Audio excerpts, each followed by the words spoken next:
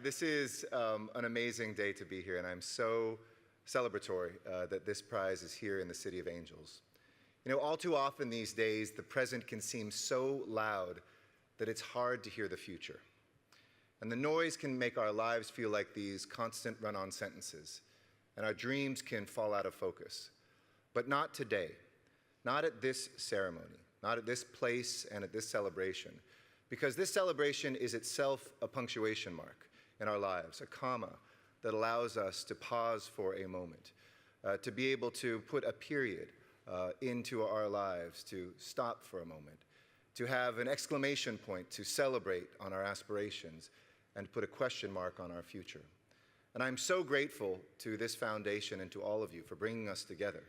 And let me begin by acknowledging Peter, who has done such an extraordinary job leading this foundation, following in the footsteps of Steve, and to Steve, Hilton, the entire Hilton family, to the board, and also, where's Ed Kane? I didn't see him when I was coming in. Where's Ed? I can't see in the lights. Ed is back here. Let me sing aloud. Ed, stand up for a moment, if you may. Ed Kane is the Hilton Foundation Vice President of Grant Programs for 12 years of leadership as you enter your next chapter, a career that has been focused on those who are in greatest need. Thank you for all you have done. And to the entire Hilton Foundation family, thank you for being a transformative catalyst in growing our international development ecosystem. And I also want to congratulate Shining Hope for Communities and the organization's founders. Thank you to Kennedy and to Jessica for what you are doing to breathe hope, not just back into places, but into people, and for winning this year's award. It's a fitting tribute to two leaders who have done so much for so many. Now, I'm very proud to be a mayor in this city, where literally you can see the face of the world on our streets. And growing up, I was fortunate to have the chance to travel abroad and to always feel comfortable on those distant shores too, because whether I was in Britain or Burma, in Ethiopia or Eritrea, I could see the face of Los Angeles on the streets of the world. It's one of the gifts you get growing up here. We're a city that is created by people from all over the world, and that diversity doesn't weaken us, it doesn't divide us. In fact, it has defined us and it strengthens us. Just down the street from where City Hall is, a few dozen women, men, and children ended a journey 237 years ago, a journey that brought a group called the Pobladores, or settlers in English, to the banks of the river Porciúncula, where they made their new home, El Pueblo de Nuestra Señora la Reina de los Ángeles de Porciúncula, which luckily we've shortened to LA. Wouldn't really fit on the card. But with time, that parched pueblo grew into a sprawling metropolis, a truly global city that during the early part of the last century emerged into the great global city that it is today. Our challenge here in Los Angeles and in the world, indeed our responsibility, is to decide what to do with that greatness, both for ourselves and for the world. You see, I believe it is our destiny to remain a city that is indispensable to the world, that lights the way forward no matter how dark the moment may be. And we are lucky to have Hilton alongside us, because Hilton sees the promise and possibility in Los Angeles and from Los Angeles. And we're very humbled to be a part of your network, grateful to be part of this family, and grateful that you stepped up to help fund our work collectively to help achieve these sustainable development goals. And with your help, I know that we will. Hilton and Los Angeles are united by our appreciation of the role of cities in an ever-evolving planet. You see, cities are no longer walled municipalities, even if that's the way they started. Those walls were broken down centuries ago. Now cities are engaged participants, essential leaders in a very complicated and complex world. Cities are vehicles of foreign policy. They're the original heart of global governance, of commerce and trade, and of diplomacy. And today, cities are increasingly where dreamers design and dream up and drive the innovations of the future.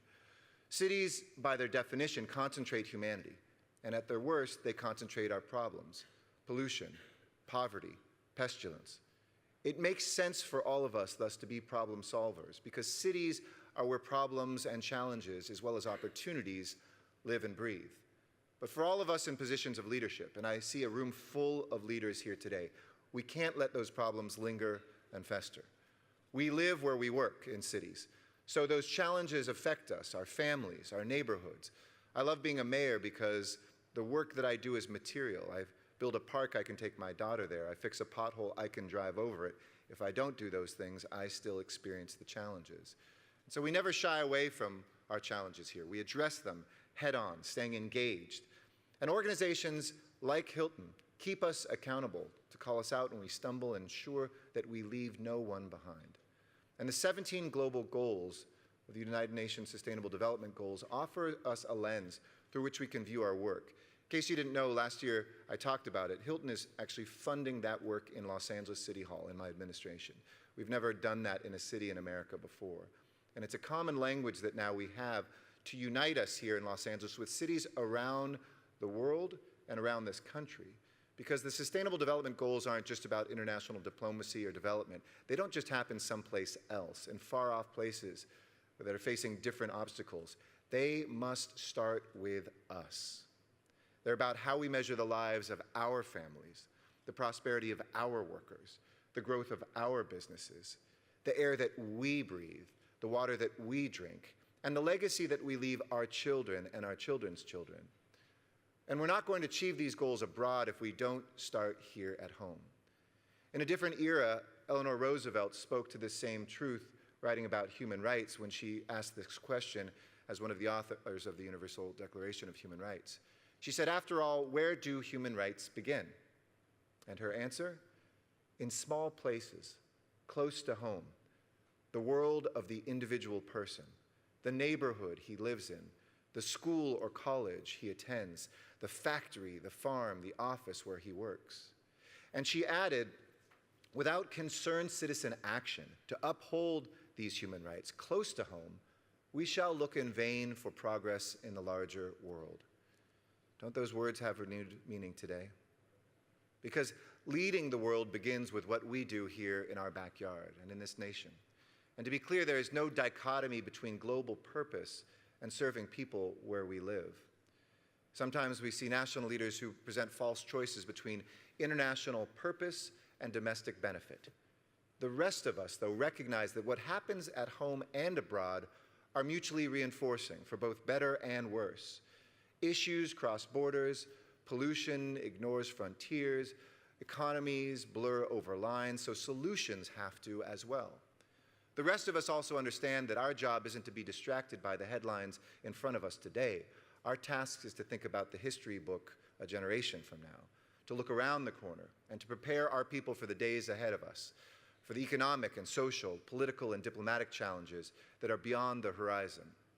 That is why today I'm pleased to announce that with the University of Southern California, the UN High Commissioner on Human Rights and the UN Foundation, Los Angeles will host a global celebration to mark the 70th anniversary of the Universal Declaration of Human Rights on December 10th, a document that, as I mentioned, Eleanor Roosevelt and other authors in the United States helped to shape in the aftermath of the suffering and the horrors of the Second World War.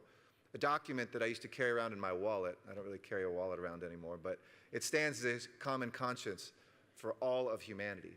And we think Los Angeles is absolutely the perfect place to do this. Just as you've chosen to bring this prize back home here, this city, we know that our success is defined by what we give to each other, how we empower one another, and how we bring an entire city together. That's why we were so eager to embrace the Sustainable Development Goals. Just look at Sustainable Development Goal number 5, gender equity. Since I took office, I set a goal to achieve parity on our boards and commissions and among our general managers, long before Time's Up or Me Too. And guess what? In 2013, we achieved it in less than 6 months. Now there is a majority of women on our city's 300 or so positions of our boards and commissions that run our largest departments.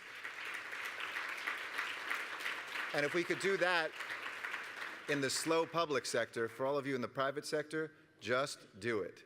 Let's talk about Sustainable Development Goal number 7, affordable and clean energy. Our clean tech incubator, which we helped birth downtown, alongside new investments in renewable energy and the use of our own utility, which is publicly owned, have helped make Los Angeles the #1 solar city in America. We've created nearly 30,000 new green jobs in 5 years. Just to put that in perspective, in this one town with 1% of the nation's population, that's about 60% of all the coal jobs left in America. And we're just one city, just one city. So let's talk about Sustainable Development Goal number 10, reducing inequalities.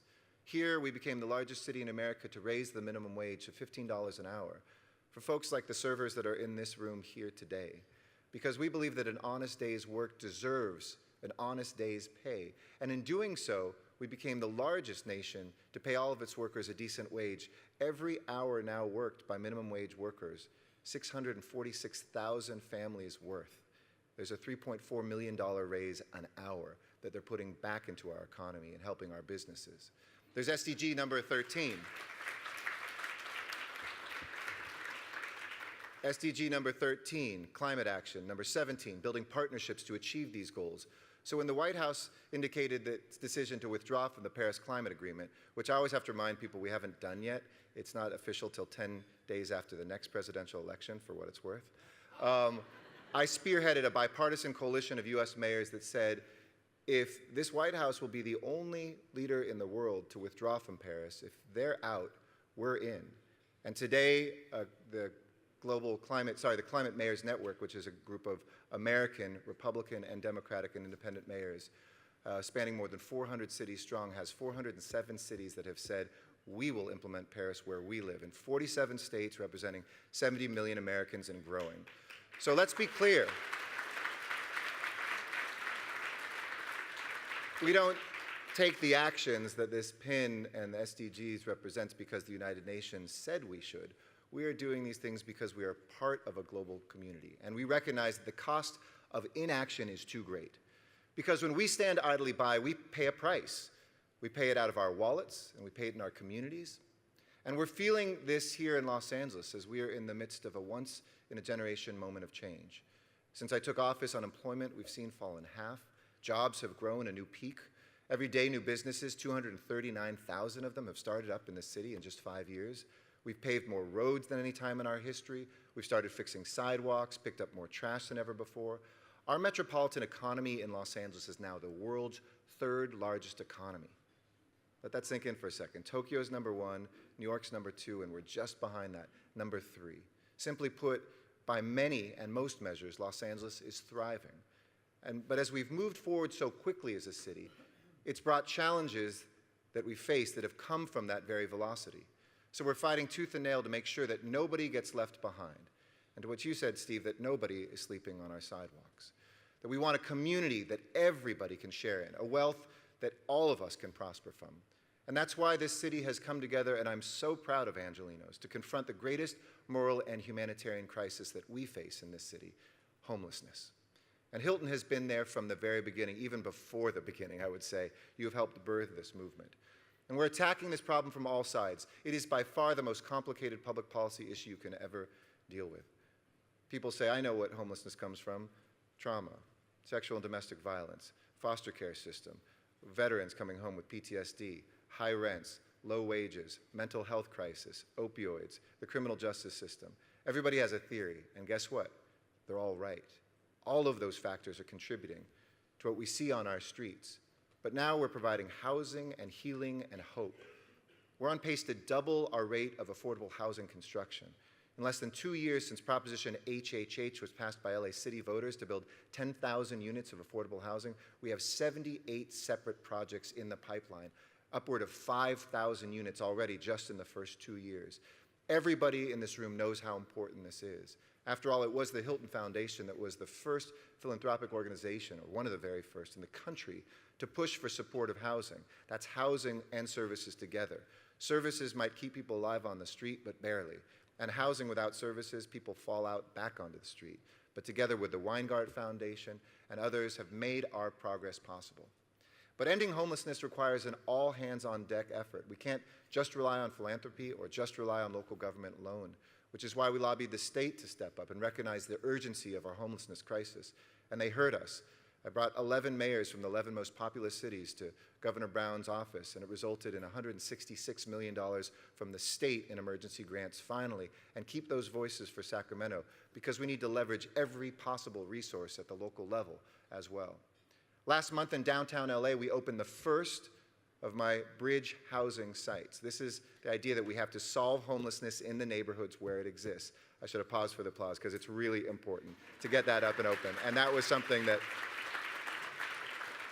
What it is a 24/7 facility with full-time case management, addiction specialists, housing navigators, facilities. We are hearing these amazing stories of like a man who has been on the street for 20 years, who said when his best friend on the street went into hospice care, he decided to 2 blocks away, give this new thing a try.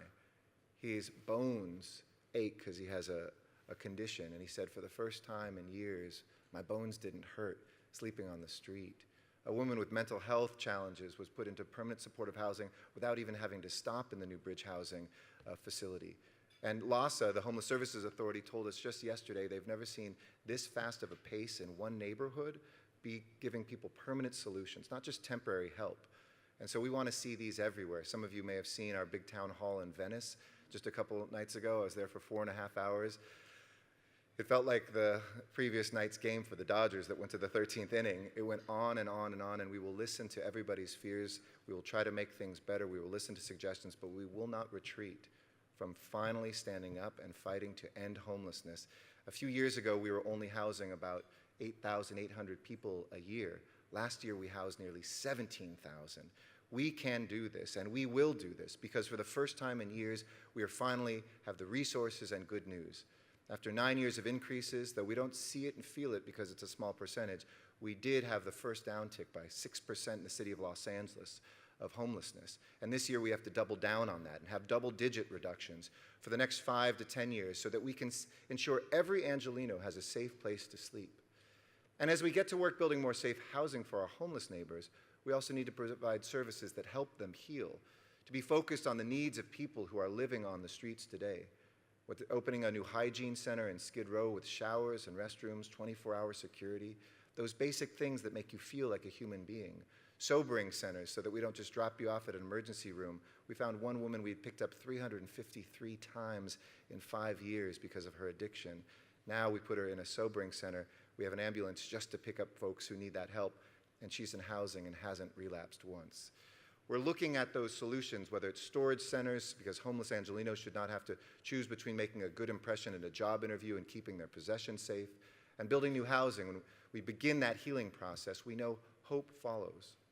Housing plus healing equals hope. And I know that equation rings true to so many in this room today, especially this year's honoree, Shining Hope for Communities. And by transforming poverty into promise, an ocean away, Shining Hope is teaching us lessons here in Los Angeles. You've developed potential, you've turned passion into action, you've fulfilled the promise inherent in the organization's name. And I'm so pleased that this year's honoree is an organization working in a part of the world that has had such a significant impact on my life personally, a place where I kind of morally and politically in many ways came of age. I first went to Africa when I was 12 or 13 years old, went to Kenya for the first time then. I returned when I was 16 to the Horn of Africa, and what would be my first work in international development, helping with a medical relief mission in Ethiopia. Later on in my life, I helped start an organization that would be a great recipient in the future. They didn't ask me to say that, by the way. The Kambata Women's Center, where a woman who lived here for many years, Boge Gebre, was able to take the practice of cutting of girls and now has stadiums full of girls becoming women without that barbaric practice going on. And throughout my experience, my worldview grew as I came face to face with issues that would go on to be my life's work, from women's empowerment to sustainable development and health, issues which intersect with Shining Hope for Communities' great work. And from my travels, I'll tell you one thing I learned that we can discover from the outside, that when we're pushed to connect with people from different places, we find in places that seem foreign or might at first be unnatural, we realize that we actually are one and the same. Marcel Proust once wrote that the real voyage of discovery consists not in seeking new landscapes, but in having new eyes. And today is a reminder of what can be achieved when we have those new eyes, when we are engaged with the world, not walled off from it, when we focus those eyes not on the journey where we go to, but how we travel to our ultimate destinations of peace, of progress and prosperity for everybody. Here in this city of angels, in this room of angels, we see the world as we seek to make it better. And with partners like each one of you, and with Hilton, with friends like this foundation, there is no limit to what we can accomplish in the small places close to home and across the wider world. I'm so excited to be here and to celebrate this year's Hilton Humanitarian Prize. May it inspire all of us to, as the poet Robert Browning once wrote, make sure that our reach always exceeds our grasp. We reach for things we may not be able to hold. The slaves in this country who fought for freedom even though they died still as slaves. The women who sought to make sure all women could vote even though they never were able to. Those folks who reach out for a day when homelessness will be gone, when poverty and disease will be eradicated. The second line of that poem says, let a man's reach exceed his grasp. After all, what is heaven for? Today, say, after all, what are we here for? Thank you all so much.